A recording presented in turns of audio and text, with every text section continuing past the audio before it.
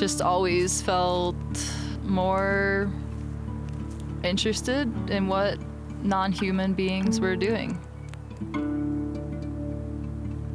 I think I get a lot out of observing, imagining, being other creatures besides human.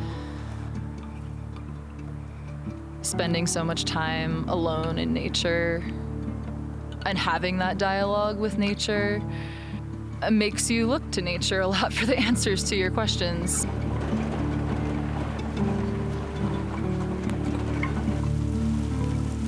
Ways of relating to time has long been an interest. We completely miss out on really the beauty of cycles by relating to time in such a linear way. Drawing is essentially meditating upon something, honoring it, reflecting on it, saying you want to spend time knowing it better. I would draw lunar calendars and just give them to my friends and say, please document things in your life on these lunar calendars. I started making these 8 years ago on pieces of butcher paper. The first year I mass printed them and sold them was 2019. Interestingly, they began the same week of the pandemic beginning. It's laid out by moon cycles rather than by Gregorian months of the calendar that we currently use. And there's Sonoran desert ecology illustrated on each cycle to ground the calendar in what's happening in the environment around us. The gravitational pull of the moon affects everything on Earth. A motivation is to get more information about what the movement of the moon does to you. It is an open question.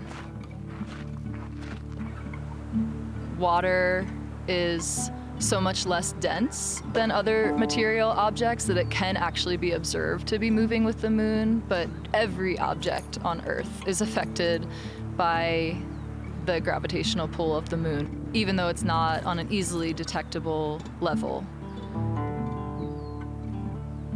All calendars throughout history have been either based solely on lunar cycles or incorporated lunar cycles until pretty recently in human history.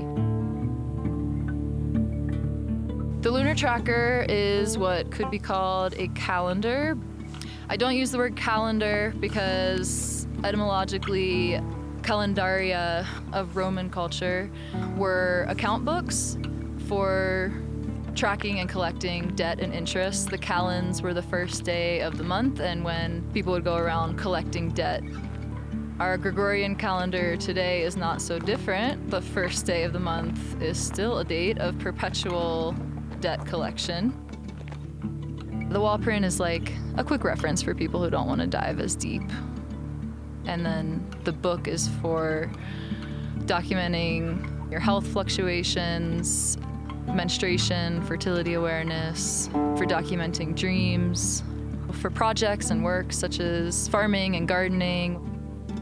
If you're not into tracking, they can purely be used as a creative prompt, a drawing assignment, a poem a day.